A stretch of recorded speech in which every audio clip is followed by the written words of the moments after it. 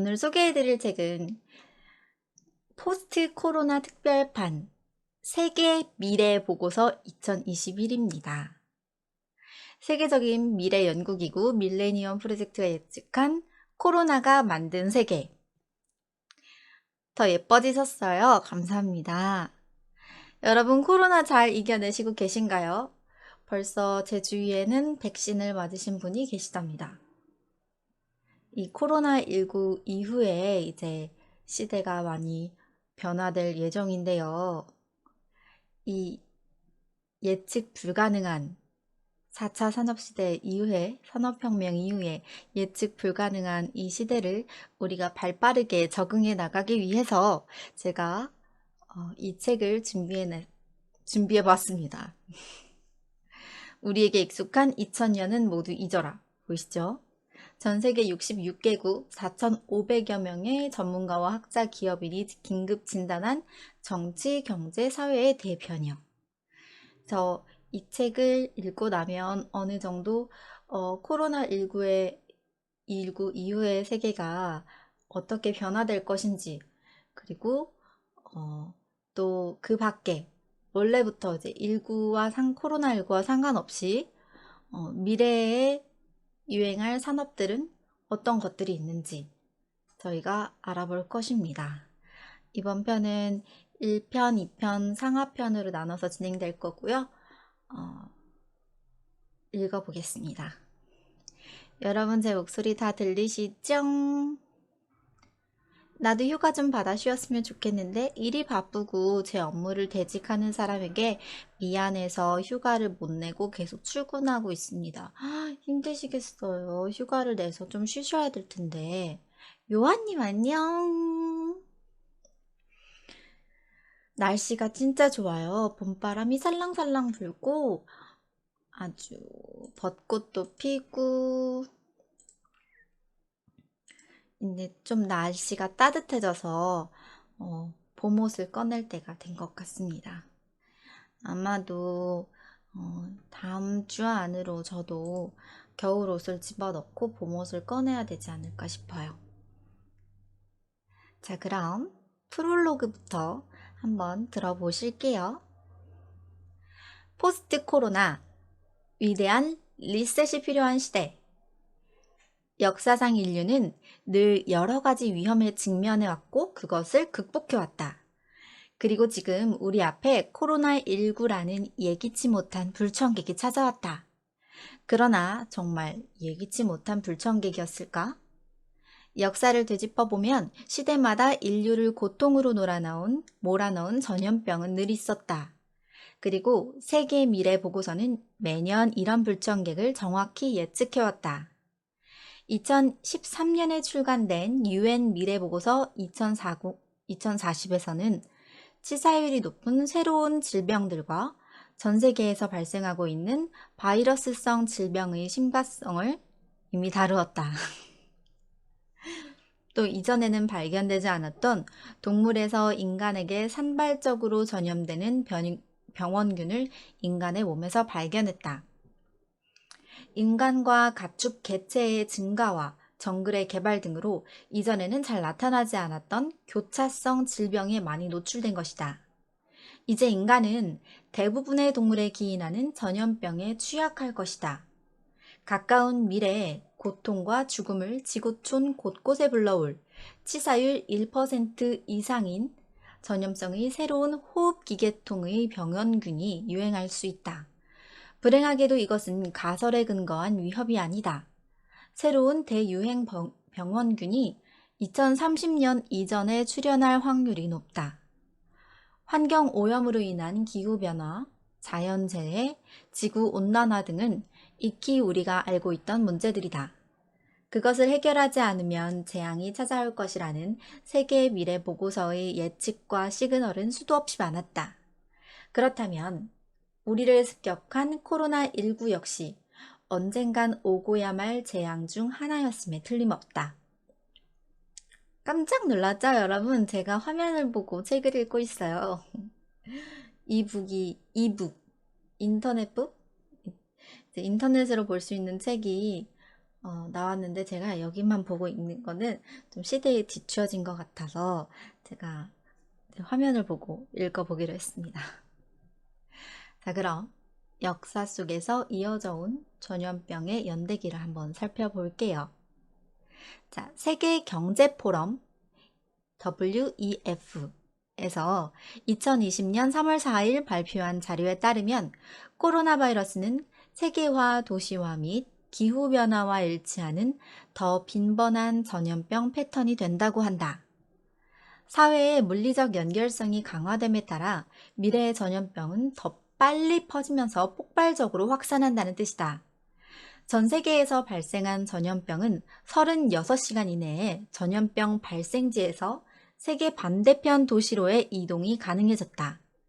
촘촘히 연결된 교통과 비행 노선 때문이다.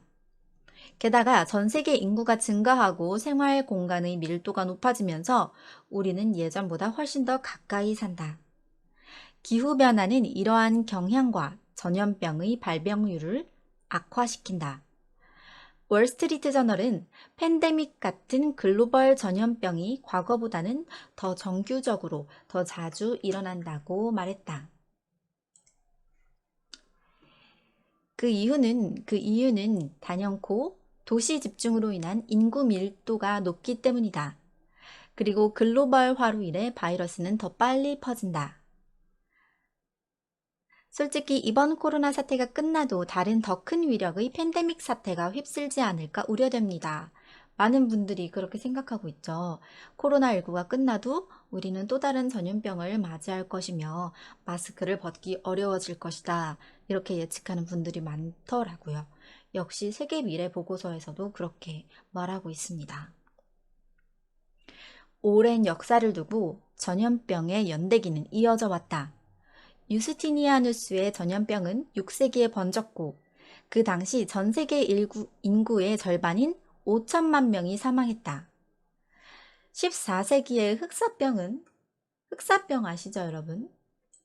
14세기의 흑사병은 2억 명에 이르는 사람을 죽음에 이르게 하며 인구의 3분의 1을 앗아갔다.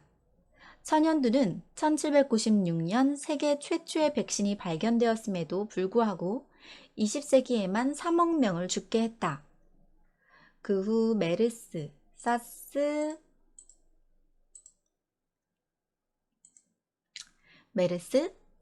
에볼라, 신종플루 등이 있었다.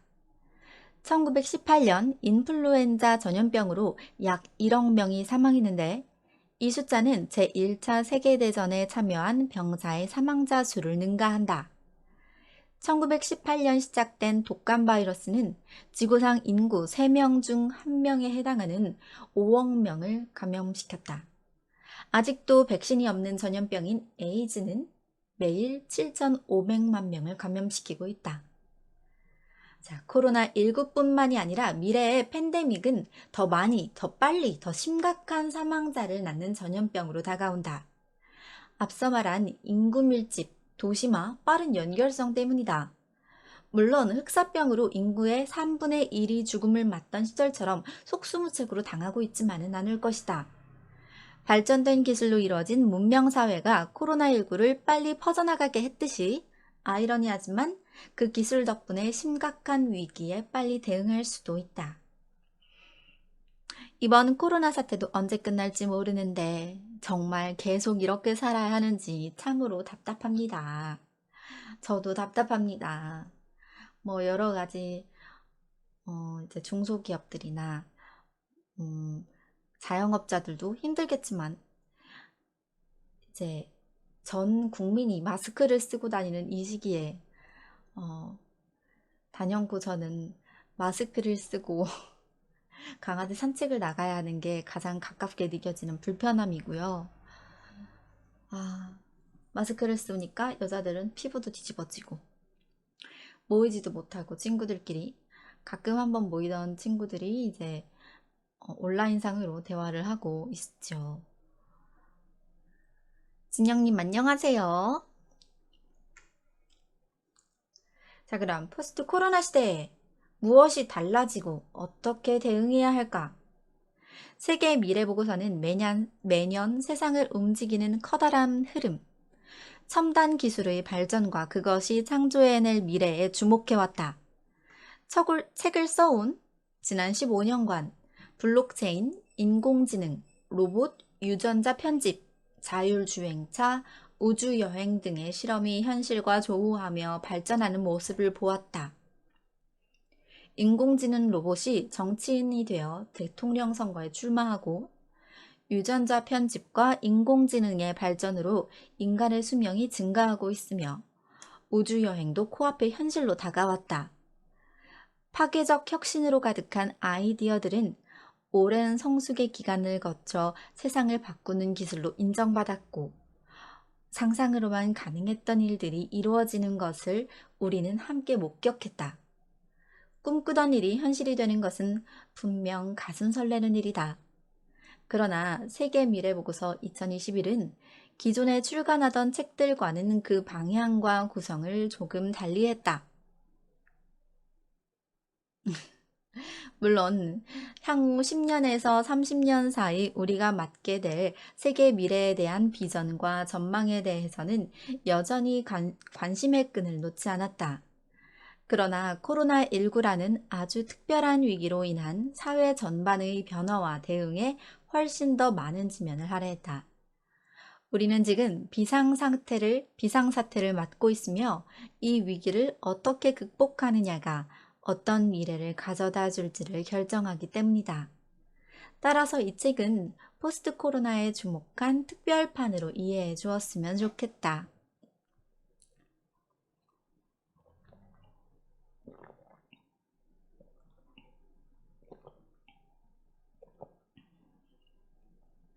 외국 전문가들의 말에 의하면 우리나라는 내년 말쯤 마스크를 벗는다고 합니다. 아, 정말요? 그런가요?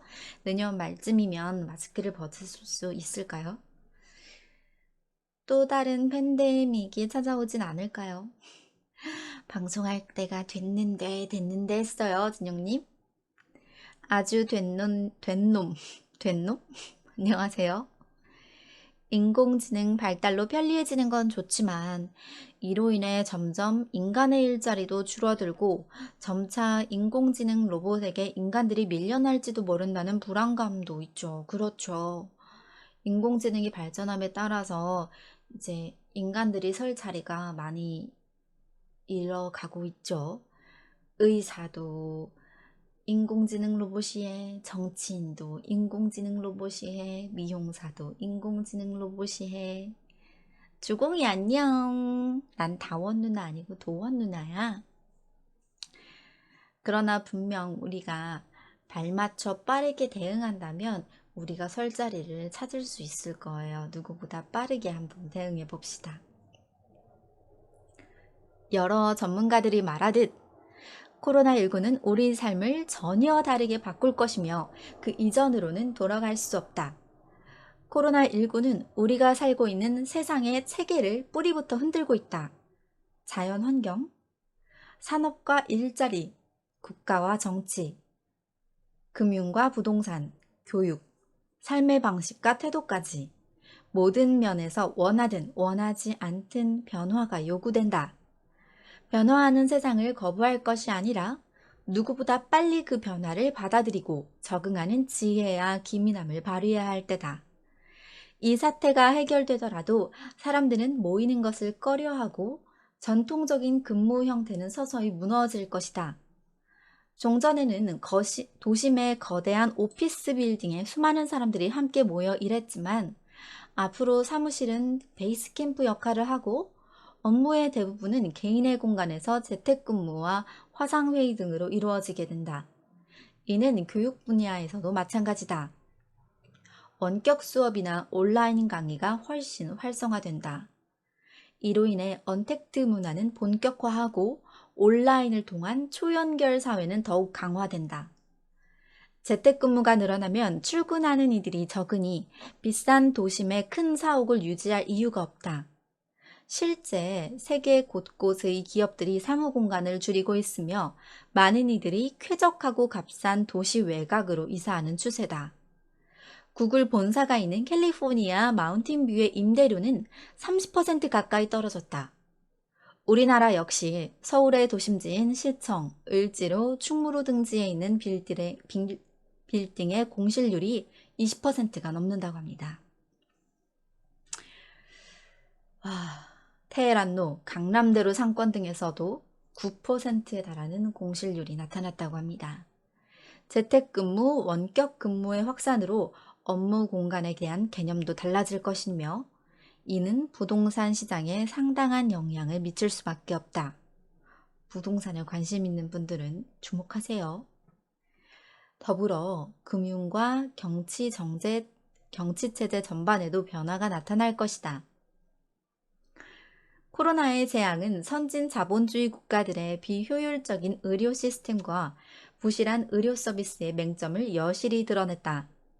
이는 단순히 의료의 문제가 아니라 공공복지의 문제로 귀결된다. 이번 코로나 사태 때 의료진들이 굉장히 고생을 많이 했죠. 서울의 지방 곳곳에 병원이 그렇게 많은데 코로나19를 담당하는 전문 병원은 채 10%도 안 된다고 합니다. 5%도 안 된다고 들었던 것 같아요. 정말 몇천 개 중에 몇백 개만 이제 코로나19 전담을 하는 형편이죠.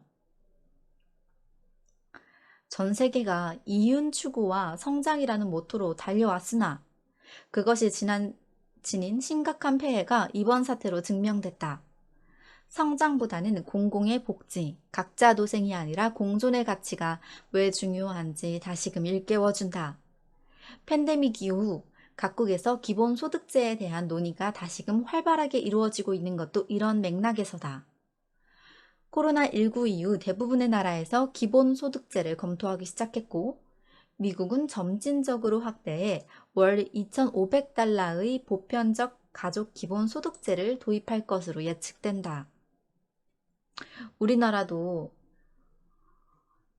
코로나19 때문에 이제 정부에서 여러 예산을 많이 분배했죠. 그래서 이제 재난지원금 많이 받으신 분들 많을 거라고 생각합니다. 그것도 다 공공의 복지죠. 교육에서도 변화가 상당하다. 특히 대학 학위 무용론이 되도되고 있는 것에 주목해야 한다. 2020년 7월 구글, 마이크로소프트 등이 대학교 졸업생을 필요로 하지 않으며 그들이 만든 3에서 6개월의 기술 과정을 수료해야만 원서를 낼 수 있다고 발표했다. 포춘 100대 기업 중 대학 졸업장을 기피하는 기업은 절반이나 된다. 2017년 하버드 경영대화학원 클레이튼 크리스텔슨 교수는 10년 안에 미국 내 절반의 대학이 파산한다고 말했다. 코로나 사태 이후 그 속도는 더 빨라지고 있다. 하버드 대학교 경영학 석사과정의 지원율, MBA 지원율은 1년 전과 비교해 4.5% 하락했다. 다른 곳도 마찬가지다. UC 버클리는 7.5%, 펜실베니아 와튼스쿨은 6.7%, 스탠퍼드 대학교는 4.6% 하락했다. 이진우님 안녕하세요.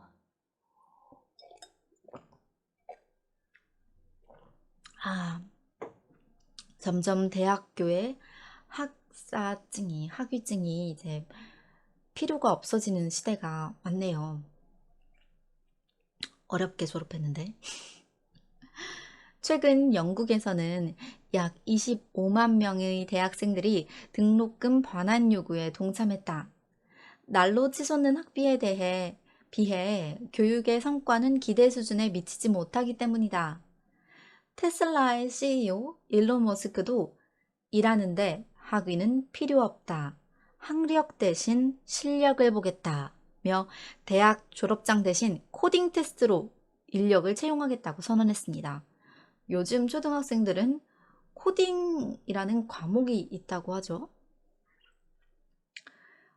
정말 저는 코딩의 코자도 모르는데 이제는 유명 대학의 졸업장이 아니라 실제 업무에 필요한 능력이 더 중요시 된다는 의미입니다. 계속해서 이제 죽을 때까지 공부하게 만드네요. 언택트 문화로 인해 원격 수업이나 홈스쿨링이 늘어날 전망입니다. 장기적으로 세계는 전통적인 학습과 최첨단 디지털 학습의 장점을 결합하게 된다. 그러기 위해서는 우선 디지털에 대한 거부감을 줄이고 다양한 기술을 익히는 데 많은 관심을 기울여야 한다. 앞으로는 점점 인간들의 만남이 줄어들기 때문에 친밀감도 떨어지는 일이 발생하게 될 것 같아요. 저처럼 친구들과 자주 연락하고 만남과 모임을 자주 하고 친목을 도모하는 걸 좋아하는 사람은 참 좋지 않은 흐름으로 바뀌어가는 것 같아 답답합니다. 라고 말씀해 주셨네요. 이 인싸라고 하죠. 밖에서 에너지를 얻는 사람들, 사람들과 사람들 사이에서 에너지를 얻는 사람들, 우울증 많이 겪더라고요. 저 같은 아싸, 이제 집순이들도 가끔 한번 나갈라 치면 이제 10시 넘어서 갈 데가 없고 마스크 껴야 되고 이래저래 불편한 점이 한두 가지가 아닌데 이 인싸들은 또 오죽할까요?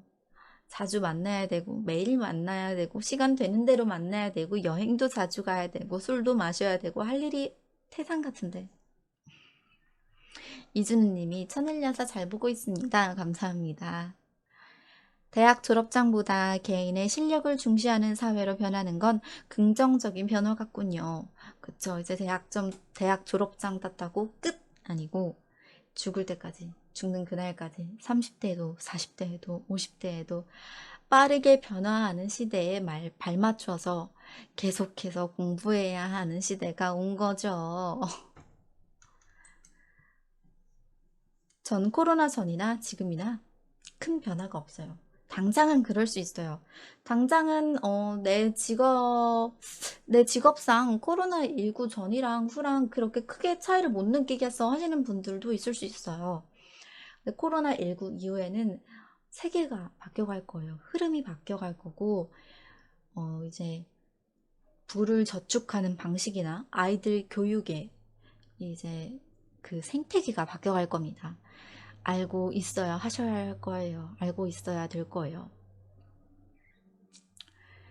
특히 교육과 의료 및 첨단 산업에서 가장 선구적으로 노력이 필요하다. 이미 의료 분야에는 인공지능 기술이 상당 부분 들어와 있다. 영상, 임상 병리학, 유전자 데이터와 결론 도출, 기가바이트의 표현형 데이터 분류 작업, 전기요금 정도의 비용으로 해낼 수 있다.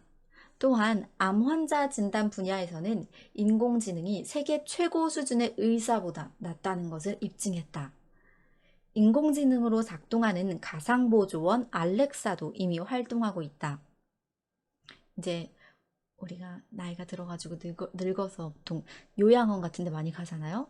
그럼 이제 요양보호사 분들이 돌봐주시는데 우리가 나이가 들어가지고 이제 요양원에 갈 때쯤 되면은 로봇이 내 상태를 진단해주고 나를 케어해주지 않을까 이런 생각도 드네요.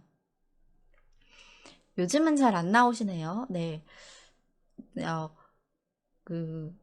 네. 천일야사에는 아마 더 이상 출연하지 않습니다. 재방송으로 많이 보신 것 같아요. 집돌이여서, 저도 집순이여서. 집순이한테 근데 좋은 점도 많지 않나요? 요새는 이 병원에만 가야 꼭 처방받을 수 있던 약들을 기본 내 신상 정보를 앱으로 입력을 하면 그 처방받던 처방전과 그 약들을 집으로 배송해 준다고 해요. 좋더라고요, 저는.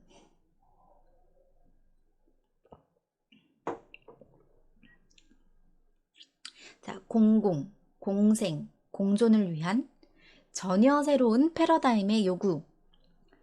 코로나19로 급격한 경기 침체가 시작되었고 1930년대 이후 최악의 불황에 직면할 위기다.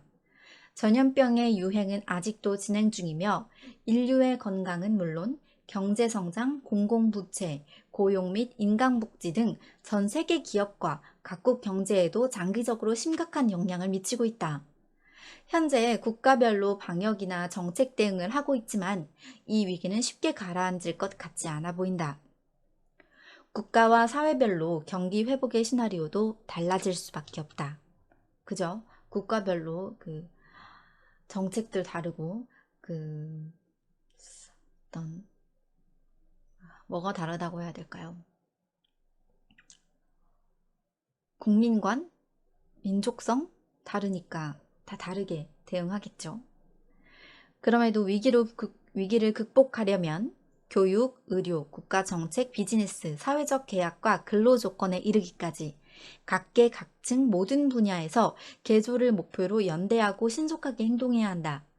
기업, 개인, 국가가 모두 맞물려 돌아가는 상황에서 단독 생존이란 무의미할 뿐만 아니라 불가능하기 때문이다. 또한 한 국가만의 합심으로 해결될 일도 아니다. 전 세계 모든 국가가 참여해서 생존을 위한 변화와 혁신을 해야 한다. 항상 독점 생존과 성장을 위해서만 달려왔던 이윤 추구만 달려왔던 그때는 지났다 이거죠. 코로나 때가 처음 이제 크게 이제 신천지로 인해서 크게 이제 발병했을 때 마스크 대란이 일어났었죠. 참, 참 이기적이라는 생각이 들었어요. 그건 이제 그 기업뿐만 아니라 전 세계적으로도 안 좋은 일이지만, 힘든 일이지만, 아주 장기적으로 봤을 때는 그 기업에도 미칠 영향이, 그 사람들에게도 미칠 영향이 크겠죠. 모두가 마스크를 안 끼면 자기에게도 언젠가 그게 나비 효과로 되돌아올 거예요. 아니 왜요? 출연을 안 하시면 이제 선일야사 안 봐야겠네요. 선일야사 제작진은 인재한 사람을 잃었네요. 더불어 아주 열정적인 시청자도 한 사람을 잃게 되었군요. 아유, 그러지 마세요. 세상은 점점 더 좁아지고 있고 모든 분야에서 인류는 뗄래야 뗄 수 없는 관계다. 코로나19로 그 밀접성은 더욱 분명해졌다. 인류가 운명 공동체로 얽혀가고 있음은 좋든 싫든 받아들여야 할 현실이다. 이런 시점에서 세계 시민으로서의 인식은 보다 지속 가능하고 탄력적이며 자비로운 세상을 만들 수 있는 매우 강력한 도구다. 우리는 서로 도울 때 더 강해질 수 있다. 위기 앞에서 인류가 붕괴하지 않으려면 위대한 리셋이 필요하다. 그리고 그 리셋의 방향은 공존과 공생에 초점을 맞춰야 한다. 인간과 인간이, 그리고 인간과 자연이, 인간과 기술이 어떻게 공존할 것인가를 고민해야 할 때다. 그리고 이 책이 포스트 코로나 시대를 예측하고 대응하고 이겨나가는데 필요한 방향성과 지혜를 얻는 데 도움이 되길 바란다. 라고 UN 미래 포럼 박영수 대표님의 프롤로그였습니다.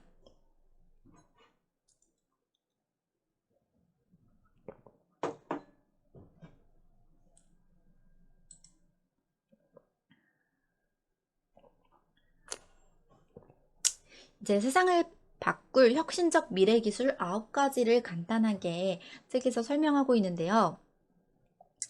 여기서 아주 흥미로운 소재인 3가지를 제가 추려봤습니다.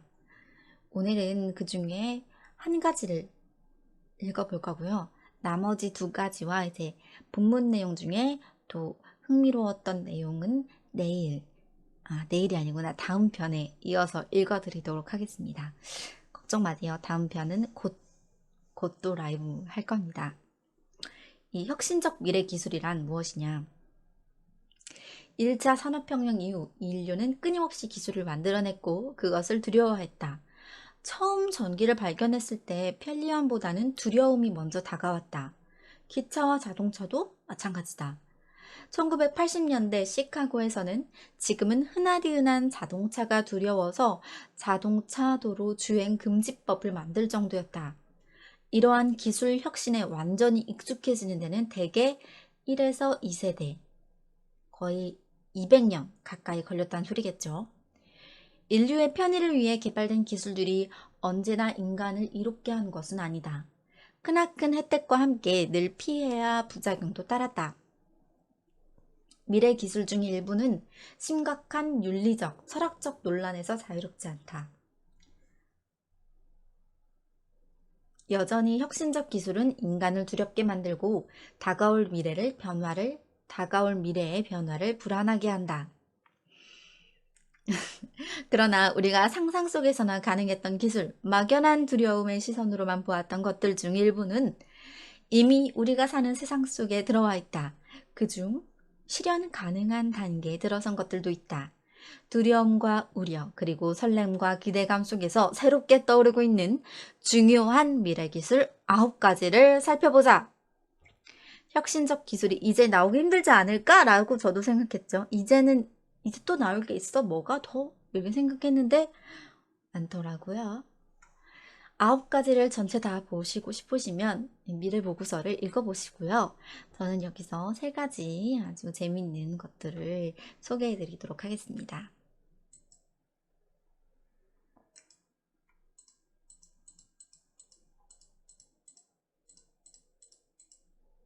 놀라지 마세요. Future Technology 4. 초현실적인 섹스 로봇. 4번째, 미래 기술. 섹스 로봇. 너무 거부감 갖지 말고 한번 들어보십시다. 자, 인류가 시작된 이래로 우리는 언어, 놀이, 도구, 과학, 그리고 우리 자신에게 즐거움을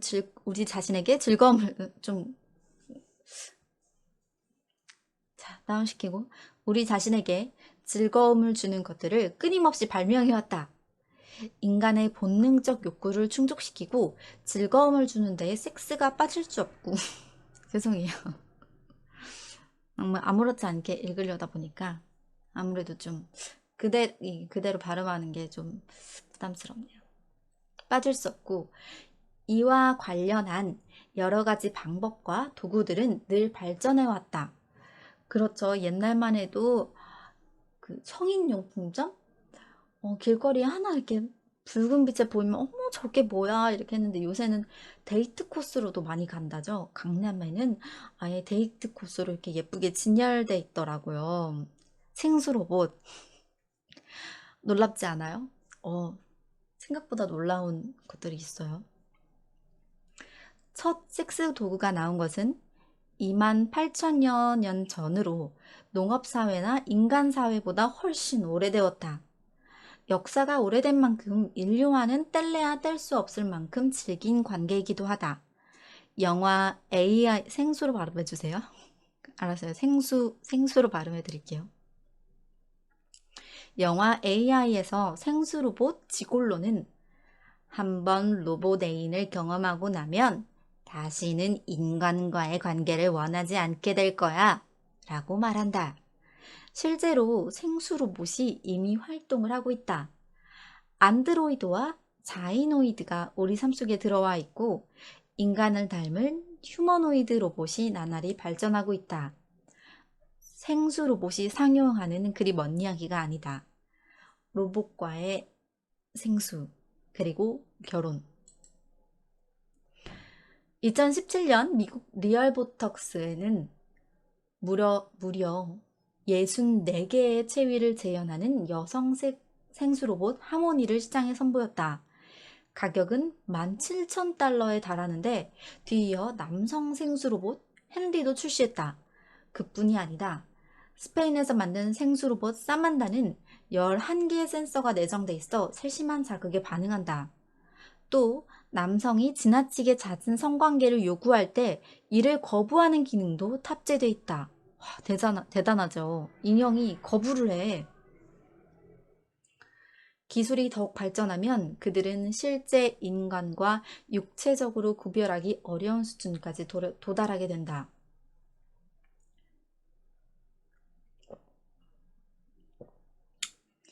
그렇게 되면 로봇과의 생수가 진짜 생수처럼 느껴지는 단계에 이른다. 이미 생수 로봇은 신체적 욕구뿐만 아니라 감정적 욕구도 충족시키는 기능을 갖고 있다.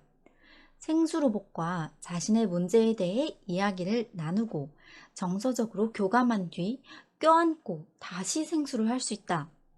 생수 로봇은 점점 발전하는 중이고 머지않아 우리 상상을 넘어서는 놀라운 모습으로 다가오겠지만 그만큼 우려되는 점도 있다. 생수 로봇이 악용될 경우 생길 수 있는 중요한 3가지 문제는 다음과 같다. 잘 들어보세요. 3가지 문제. 첫 번째, 해킹될 수 있다. 이건 대부분의 기술에서 흔히 발생하는 문제다. 누군가를 화나게 했을 때 청부살인으로 손을 더럽힐 필요가 없다. 아내나 남편이 당신을 죽이도록 재프로그래밍만 하면 된다. 이상한 생수 채비로 살인을 하고 사고처럼 보이게 위장할 수도 있다. 두 번째, 실제 인간의 애정을 대체한다. 생수 로봇이 신체적, 정서적 피로를 모두 충족시킬 수 있다면 굳이 인간 세계에서 진정한 파트너를 찾는 데 신경 쓰겠는가? 세 번째, 그로 인해 생수 로봇은 인간을 멸종으로 이끌 수 있다. 파트너를 찾는 데 관심이 없다면 결혼을 하지 않고 아이를 출산하지 않는다. 고로 인구 소멸이 온다. 와, 무서운 얘기죠. 갑자기 19금 방송이 되었네요. 생수 로봇이 논란이 되겠지만 결국은 인간과 함께 할 것이라고 봅니다. 반려동물만 하더라도, 예전에 제가 어렸을 만 하더라도 인간과 함께 거실에서 같이 생활하고 가족처럼 취급되는 것은 상상하기 어려웠습니다. 그랬습니까? 정말요? 이제 우리 푸딩이는 거의 뭐 가족을 떠나서 저희 주인님이죠. 왜 고양이 키우는 사람들을 집사라고 부르고 고양이한테 주인님이라고 부르잖아요. 예전에는 상상도 할 수 없었던 일이죠. 고양이한테 그냥 생선 뼈다귀나 그 가시나 주고, 강아지한테 먹다 남은 음식이나 주고 집이나 지켜라 하다가 이제 나중에 뭐 그때와는 많이 달라졌죠. 세상이 이렇게 빨리 변해요. 나는 들으면 안 되겠네. 19금 방송이 되어서요. 정원님이, 정원님 정원아, 귀 막아. 정원이 너 누가 이 방송 보랬어? 복제인간으로 유지되는 공상소설이 실제가 될 수도. 그쵸. 이제 로봇에 관련한 여러 영화들이 있는데, 말도 안 돼. 저게 어떻게 실제가 이루어질 수 있겠어. 로봇이 인간을 지배한다고? 어쩌면 생수 로봇은 머릿속 깊이 내가 잘해가지고 인간을 멸종으로 이끌어야겠다 이런 생각을 하고 있을지도.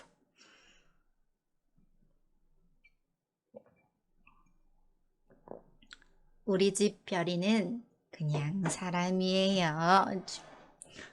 우리 푸딩이도 그래요. 근데 잘 때 보면은 사람보다 더 사람같이 자요. 베개도 베고 자고. 제가 어느 날 집에 들어왔는데 푸딩이가 보통 이렇게 짖으면서 반겨야 되잖아요. 짖지를 않는 거예요. 그래서 얘 어디 나갔나, 어디 아픈가, 어디 숨어있나 하고 이렇게 찾는데 안방에서 자기 혼자 큰 침대에 정중앙에 누워서 자고 있는 거예요. 내가 원 소리도 못 듣고. 진짜 사람 같다 싶다가도 이제 나이가 많이 들었나 싶어서 좀 눈물이 나기도 하고 그렇더라고요. 자, 그럼 인간은 생수 로봇과 사랑할 수 있을까? 에이, 사랑까지야 설마. 로봇하고 무슨 사랑을.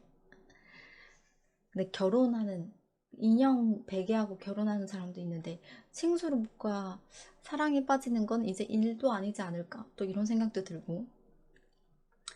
생수 로봇은 여러 윤리적 논란에 둘러싸여 있다. 먼저 인간의 존엄성을 훼손한다는 것이다. 일단 로봇과 인간의 사랑은 가능한가 하는 점이 가장 큰 논란의 핵심이다.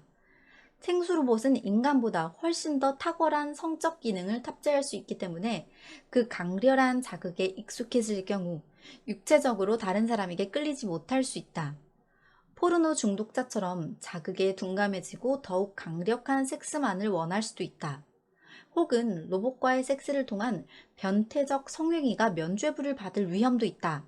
하지만 사회는 진화한다. 성은 생물학적 측면뿐만 아니라 사회적 측면에서도 고찰이 필요하다. 일부 문화는 일부 일처제를 중요시하고 다른 문화는 일부 다처제를 중요시한다.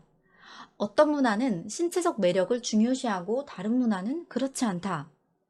이처럼 생수의 대상과 방법을 어느 하나로 고정할 수 없다는 이야기이다. 그렇다면 생수 로봇은 왜 안 되느냐는 반론이 제기될 수 있다. 인공지능 공학자인 중국 항저우의 정지아지아는 이름이 정지아지아예요. 정지아지아는 여성 인공지능 로봇을 만들어 결혼식을 올리기도 했다. 이미 올렸네요, 결혼식. 생수 로봇의 보편화 역시 막을 수 없는 흐름이다. 그러나 그것이 반드시 나쁜 결과를 가져옴을 의미하지는 않는다. 현재 사람들 인식 속의 생수 로봇은 포르노와 등치 관계에 있어서 부정적 인식이 크다. 그쵸? 생수 로봇 하면 그 이상한 거 아니야? 인상부터 찌푸리는 사람들 많죠? 변태적인 거. 저도 좀 아직까지는. 그러나 현명하게 활용한다면 생수 로봇이 가져다 줄 수 있는 효용과 이점 역시 상당하다. 생수 로봇은 노인이나 장애인 등 성관계 상대를 찾기 어려운 사람들에게 큰 도움을 줄 수 있다. 매춘을 없애는 데도 효과적일 것이고 성욕 불균형을 해소함으로써 성범죄 근절에도 도움이 된다. 가정폭력을 줄이는 데도 효과적이다. 로봇과의 사랑과 섹스라는 책을 집필한 데이비드 레비느 박사는 향후 일부 국가에서 로봇과의 결혼이 허용될 가능성을 언급했다. 우리가 원하든 원하지 않든 미래 세대들은 우리보다 생수 로봇과 더 가깝게 지낼 것이 분명하다. 마찬가지로 사랑을 느끼게 될지 또다시 심오한 질문이 남는다. 더불어 윤리적 논의와 규제 역시 이 질문에 포함된다.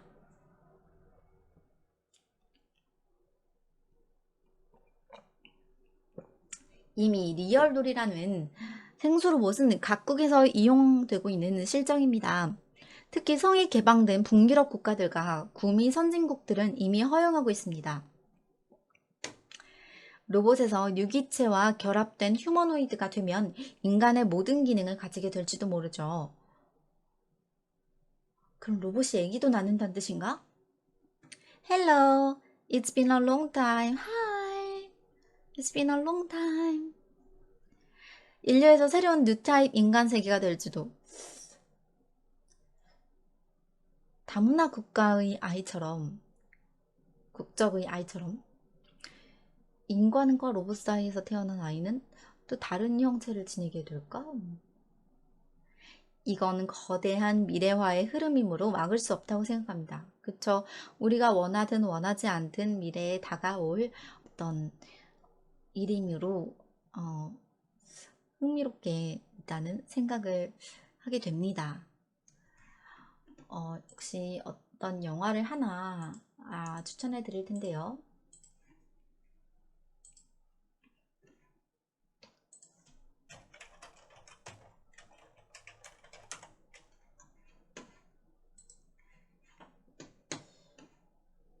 보시면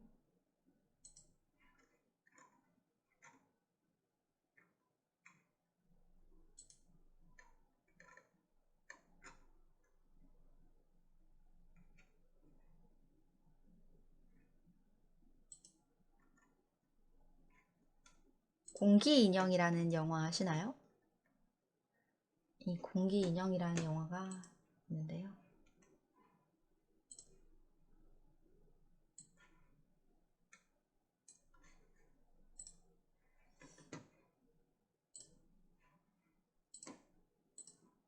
배두나가 출연한 영화입니다.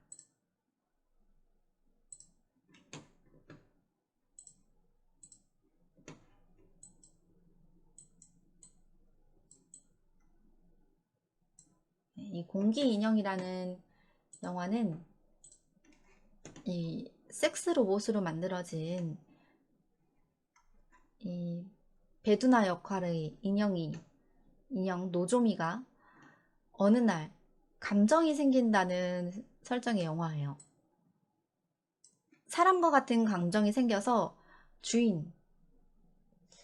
주인에게도 감정을 느끼고 주인에게 느끼는 감정과 다르게 이제 다른 남자, 주인 말고 다른 남자, 비디오 가게 점원한테 호감을 느끼는 그런 이야기예요.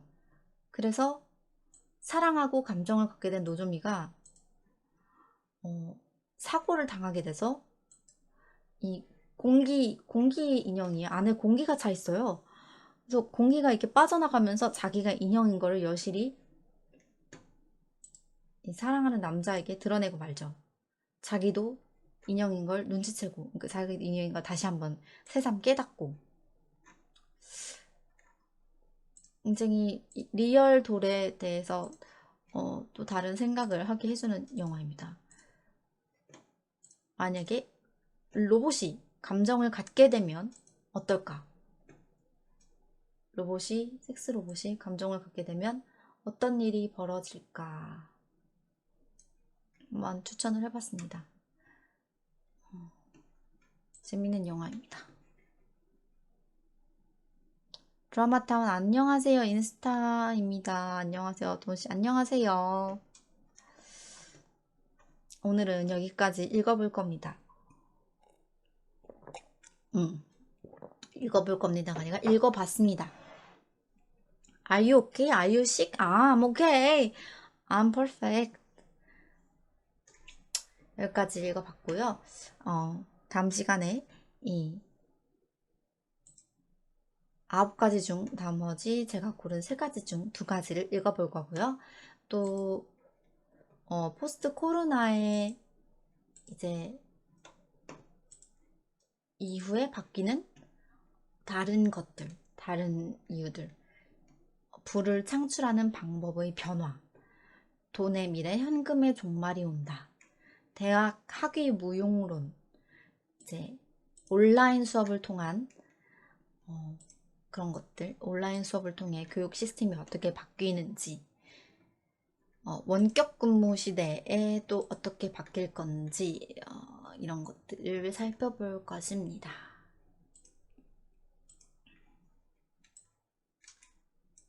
팬데믹이 불러일으킨 기본소득제 논쟁, 이것도 많은 사람들이 이제 논쟁거리가 되고 있죠. 기본소득제에 대해서.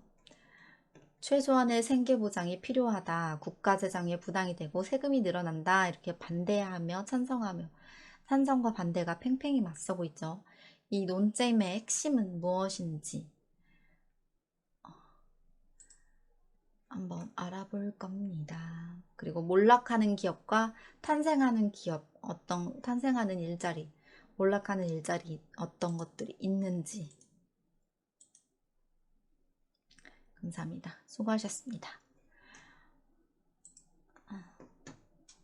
금방 편집해서 올리도록 하겠습니다. 편집할 것도 없어요. 오늘 통편집으로 늘 올릴 겁니다. 여러분 봄맞이 하기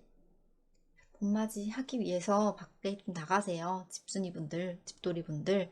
밖에 햇살이 너무 좋아요. 햇살이 너무 좋으니까 나가서 한 바퀴 걷고 오시면 좋을 것 같아요. 바람도 너무 좋고. 그럼 여러분 다음 시간에 만납시다. 안녕. 정원님 안녕. 하리누리님 안녕.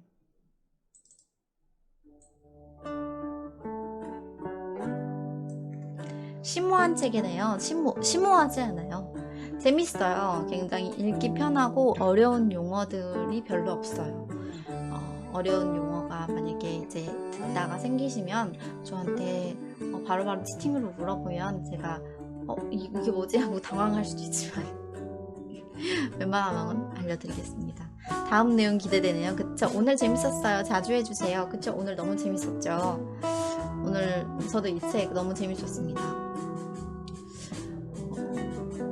이제 세계 변화의 흐름을 읽는 게 재밌는 이유가 세계화가 되다 보니까 이제 한쪽 편에서 일어나는 지구 반대편에서 일어나는 일들이 나에게 나비효과로 좀 더 빠르게 전해져요. 언제 어떻게 나의 나의 생활 환경으로 침투할지 몰라요. 미리미리 준비하고 알고 있으면 당황하지 않을 수 있습니다. 진영님 고마웠어요. 저도 고마웠어요. 안녕히 계세요. 마타누 모르겠다. 수고했어요. 다음 시간에 나요. 재웅님 안녕. 봄날은 간다. 봄이여 천천히 가라. 봄이여 천천히 가라. 나 근데 여름도 좋아. 겨울 빼고 다 좋아.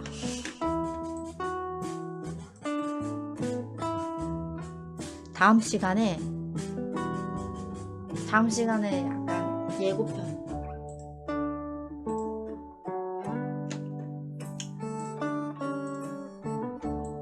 다음 시간 예고편. 짜잔. 뭘 이야기할까? 힌트.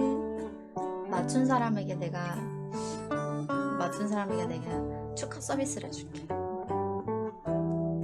축하. 뭘까? 다음 시간까지 맞춰보세요, 한번. 다들 건강하세요. 즐기며 삽시다. 오늘이 제일 젊은 날이에요. 맞아요. 저 이틀 전인가 가족사진 찍고 왔는데 부모님은 마음에 안 드신다고 했지만 아마 10년 뒤에 그 사진이 마음에 드실지도 몰라요. 오늘이 내가 살아온 날들 중 가장 젊은 날일 테니까요.